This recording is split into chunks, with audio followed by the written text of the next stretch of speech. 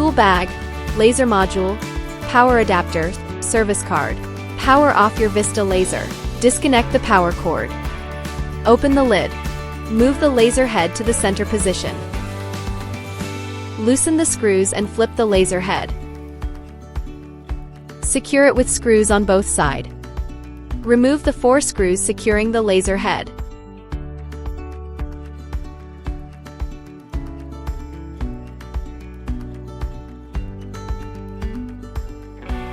Turn the screws on both sides and flip the back plate downward.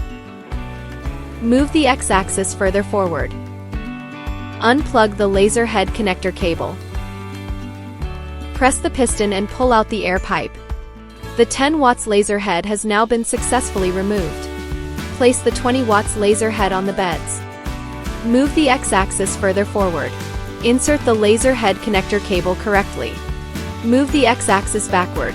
Turn the screws on both sides and flip the back plate upward. Then secure it with the screws. Align the screw holes and secure with 4 screws.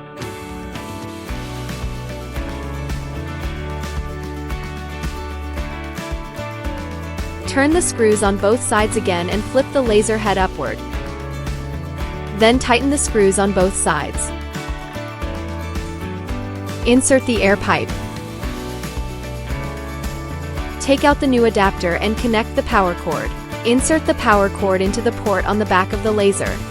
Power on your Vista laser. The laser head moves to the home position. You can start creating.